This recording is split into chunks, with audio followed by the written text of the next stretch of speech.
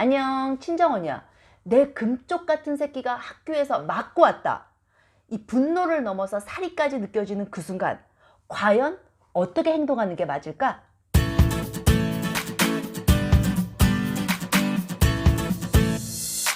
그럴 땐 정말 눈에서 불이 나오지.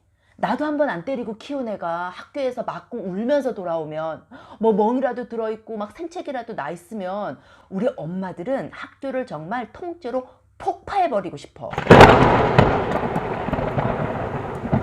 그리고 그 때린 애 집에 당장이라도 쫓아가서 그냥 애를 패대기를 치고 싶은 마음이 간절하고 또 덜어는 좀 쫓아가기도 하더라고. 그런데 그러시면 안 됩니다, 여러분. 사람이 분노에 쌓여 있을 때는 이성적인 사고가 안 돼요. 그러다가 나중에 정신 차리고 나면 입장이 굉장히 곤란해져 있을 수가 있어. 그래서 오늘은 이 친정언니가 생각하는 바람직한 대처 방법에 대해서 얘기를 한번 해볼까 해. 먼저 그대가 생각해둬야 될 거는 내 아이의 말이 전부가 아닐 수도 있다는 거야. 애들은 본능적으로 자기가 억울하다는 걸 어필하기 위해서 자기한테 유리한 것만 얘기할 가능성이 많아. 애 말만 듣고 머리끄댕이 잡으러 달려갔다가는 나중에 아주 망신살이 뻗칠 수가 있어요. 내 아이가 먼저 충동질을 했을 수도 있거든. 내가 지난 시간에 얘기했었지. 애들이 무리 중에 끼어서 흥분해 있을 때 어떤 식으로 행동할지는 엄마들이 잘 모른다고. 그래서 상황을 조금 더 면밀히 살펴볼 필요가 있는 거야.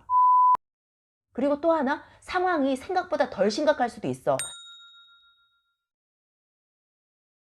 아이는 그 당시 화가 났기 때문에 막 자기의 억울함을 막 과장해서 얘기를 하는데 나중에 지나고 보면 별일 아닐 수가 있어. 옛날에 그런 일이 있었어. 애가 초등학교 1학년에 들어가는데 학교에서 정말 너무 심한 욕을 듣고 온 거야. 그래서 엄마가 열이 빡 받아갖고 그 엄마한테 막 따졌다. 그래서 그 엄마는 또 자기 할 말이 있으니까 서로 큰 싸움이 붙어버렸어. 학교가 막 들썩들썩 할 만큼. 그런데 그렇게 싸움이 번지는 동안 애들은 까먹고 또다시 친구가 돼서 노는 거야. 그러니까 남아있는 엄마들만 굉장히 뻘쭘한 상황이 된 거지. 자, 그럼 이런 상황에서 어떻게 행동하는 게 맞냐? 이 친정언니가 추천하는 방법은 바로 문자. 문자를 보내세요. 왜냐하면 엄마가 흥분해 있는 상태이기 때문에 전화 통화를 한다거나 직접 쫓아가서 말을 하면은 괜히 쓸데없는 얘기들이 많이 나올 수가 있어. 그리고 상대방도 박자에 맞춰서 대답을 해야 되다 보니까 자기도 생각 없이 불필요한 말이 나올 수가 있거든. 그런데 카톡을 하면은 내가 쓸 때도 한 번 더 생각하고 저쪽이 대답할 때도 좀 신중하게 생각하고 대답을 할 수가 있단 말이야. 그래서 카톡을 적극 추천합니다. 증거로도 남길 수도 있으니까 좋잖아. 그런데 또 이 카톡을 어떻게 시작해야 될지가 또 걱정이에요. 그래서 이 친정언니가 다 적어줄게. 요걸 기본으로 해서 조금씩 응용해서 쓰시면 될 거야. 저 호동이 어머니세요. 전 같은 반 승기 엄마예요. 다른 게 아니라 오늘 호동이가 집에 와서 승기 얘기 안 하던가요? 승기가 오늘 호동이하고 안 좋은 일이 있었는지 울면서 왔더라고요. 멍도 좀 들었고. 승기는 자기가 억울하다고 하는데 원래 아이들이 다 자기 입장에서만 얘기를 하니까 승기가 먼저 잘못한 건 없나 호동이 얘기도 좀 들어보고 싶어서 이렇게 연락드려요.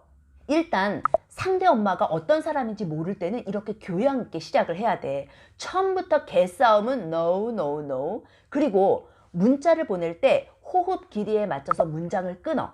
그래서 세 줄로 바꾸는 거야. 그래야지 느낌이 잘 전달돼요. 이거를 띄어쓰기도 없이 계속 쭉 연결해서 쓰면 굉장히 답답한 느낌이 들고 느낌도 전달이 잘 안 돼. 자, 그래서 저쪽 엄마의 반응이 상식적으로 나온다. 막 깜짝 놀라서 미안해하고 막 어떻게 하면 좋을까요? 이런 식으로 나온다. 그럼 그대도 품격 있게 마무리를 해야지. 어떻게? 요렇게. 원래 애들이 크다 보면 별일이 다 생기더라고요. 저도 깜짝 놀래갖고. 엄마들이 집에서 잘 가르쳐도 학교에선 친구들이 많이 있으니까 애들이 더 과격해지는 것 같더라고요. 그래도 아이들이 다치면 안 되니 다음번엔 때리지 말고 저한테 먼저 말해주면 제가 꼭 야단치겠다고 말 좀 전해주세요. 참 자식 키우는 게 쉽지가 않네요. 모두 힘내자고요. 이런 식으로 마무리하면 아름답지. 그쪽 엄마도 얘기 들어보니까 나쁜 엄마는 아니잖아. 그냥 애들이 크다가 그런 일이 일어난 거잖아. 그러니까 이렇게 품격 있고 아름답게 마무리하면 괜찮지. 그런데 상대방 엄마 반응이 영 아니다. 태도 불량이다. 그러면 또 우리는 문자를 남겨야지. 약간 협박성 멘트를 날려야지. 아, 그래요? 다들 생각이 다르니 아무래도 담임 선생님께 말씀을 드리고 선생님 판단에 따라 조치를 취해달라고 말씀드리는 게 맞겠네요. 사실 이번이 처음이 아니라서 또 혹시 무슨 일이 터져서 누군가 심하게 다치기라도 한다면 이번엔 엄마들이 학포기까지 갈 기세라 호동이 어머니 말씀부터 들어보고 싶었어요. 참 애 키우는 게 쉽지가 않은 세상이네요. 그럼 전 이만. 은근히 알려야지. 네 아이가 공공의 적이라는 거. 그래서 엄마들이 벼르고 있다는 거. 그래서 학폭위까지 갈 수도 있다는 거. 그래야지만 자기 애를 좀 단속을 한단 말이야. 개념 없는 엄마는 요 정도는 쫄깃하게 쪼여주셔도 됩니다. 자, 심심치 않게 이런 일들이 일어나는데 우리 그대는 화났다고 가서 멱살부터 잡지 말고 이 친정언니가 가르쳐준 대로 카카오톡을 이용해서 품격 있게 문제를 해결했으면 좋겠습니다. 동네 엄마들하고 싸울 때는 철칙이 있어. 오다 가다 만났을 때 인사할 정도는 관계를 남겨둬야 돼. 진짜 세상에 다시 안 볼 것처럼 싸우고 나면은 그 다음부터 인생이 너무 피곤해. 어디 나갔다가 또 혹시 마주칠까봐 괜히 신경 쓰이고 이게 의도치 않게 자기가 자기 감옥에 살게 되는 거야. 그러니까 정말 꼴배기 싫고 상종을 하기 싫은 인간이라도 완전 그대 속 시원하게 막 대판 싸워버리지 말고 마음속에서만 버려버려. 너는 아웃. 너는 끝. 대신 지나가다 만났을 때 안녕하세요 하는 정도는 만들어놔야지 그대가 편한 거야.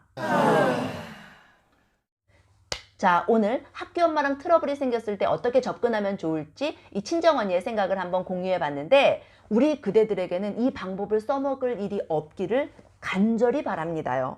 오늘 영상은 여기까지. 안녕.